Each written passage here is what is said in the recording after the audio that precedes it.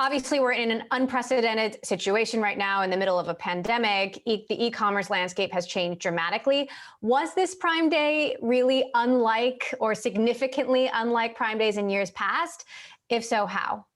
I completely agree with you that it's certainly unprecedented times, and we've had to adapt lots of things for the current environment. In some ways, Prime Day was just very similar to what we've celebrated and enjoyed every year, which is that Prime Day is always about providing great deals to our Prime members. But this year we decided, particularly given how small businesses have been hit with the pandemic this year, that we wanted to do even more to help small businesses. And so this year, one of the key things that we went much bigger on was how we help support and empower small businesses.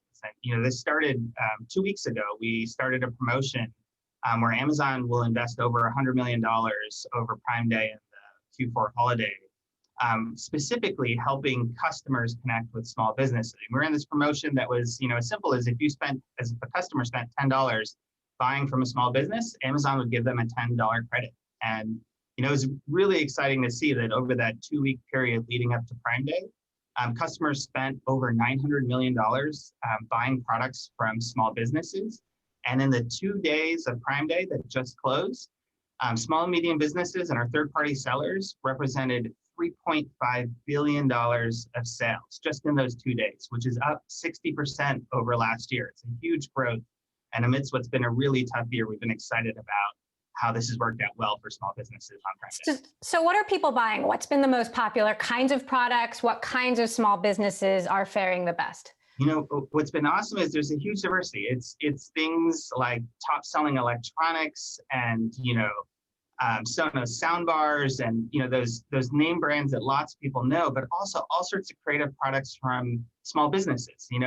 There's a product that an artisan that creates handmade products called Honey that has a bunch of beautiful jewelry that's done really well. There's a business that's called Not Parent Approved. That's a small business that creates products actually for kids that are 8 to 10 years old or a little bit older, and it's a fun card game. You see small businesses like Palouse Brands, which is a brand really close to me in Seattle that they're located in Eastern Washington that makes non-perishable household staples. And so you find businesses from all over the country and all over the world with amazing products that have succeeded during Prime Day. So what you're learning telling you about holiday demand, holiday trends, and what kind of clues are you getting about how Amazon can better prepare for the holiday season?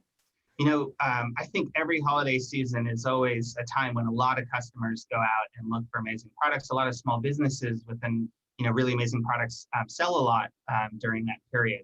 And one of the things we try to remind folks for this year, it is a unique year. And I think there are going to be probably more folks shopping online with what's going on with COVID-19. So we try to remind folks, not to wait to the last minute and to try and, if you're a customer, try and get your shopping done early. And if you're a small business, launch your new products and get selling early. And so it's going to be a unique holiday period. I don't think it's going to be just the last 1 week crunch. I actually think in many ways that holiday season's already kicked off.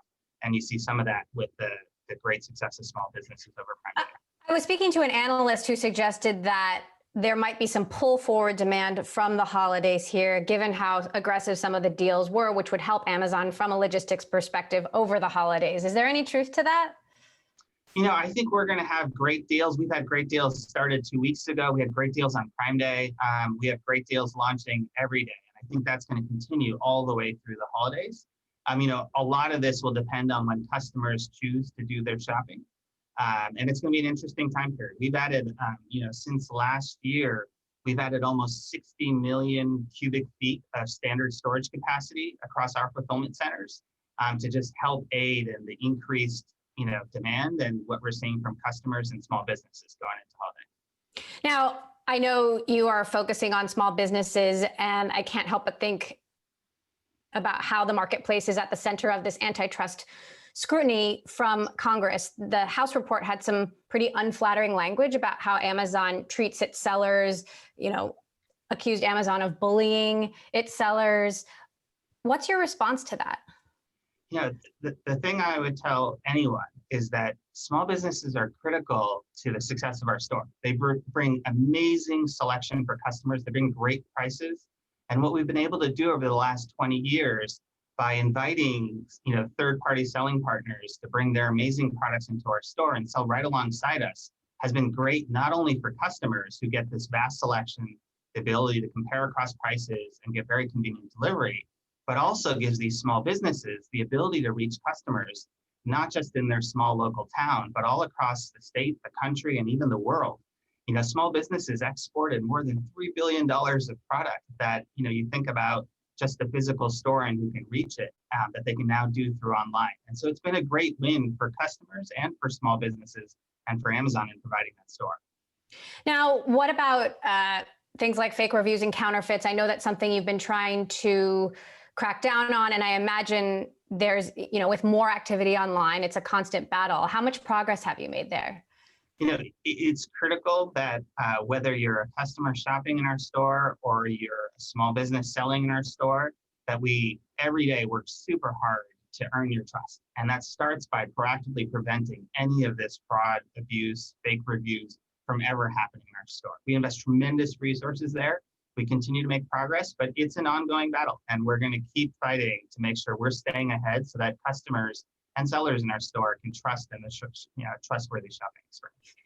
Now, given all of the demand that Amazon has experienced over the pandemic and some of the logistical issues that you worked through, some of your competitors like Target and Walmart, also saw a flood of demand. So how well positioned do you think you are to compete against them over the holidays now that they've stepped up to the plate, perhaps more than they did in years past, and their ability to compete with you has improved? It's absolutely true that the entire retail sector is a lot of competition. It has a lot of vibrant competition. And I think through the COVID-19 pandemic, you've seen a lot of innovation and a lot of growth in different sectors of the retail segment. But for us, we really just stay focused on the customer. How do we continue to delight our customers with amazing products, great prices, new innovations, convenient delivery? And that really is squarely where we're focused. And we're going to continue to work really hard to delight our customers. And with Amazon products in particular, I know like the Echo Dot, for example, was super popular. What sort of demand are you expecting for those over the next few months? Yeah, it's been interesting. We've seen a bunch of amazing demand for a number of Amazon products like Echo Dot or Fire Stick. We're also seeing lots of great demand for many other products, again, from large brands that lots of people would know to new innovative products from small businesses that have invented things that you never would have thought of.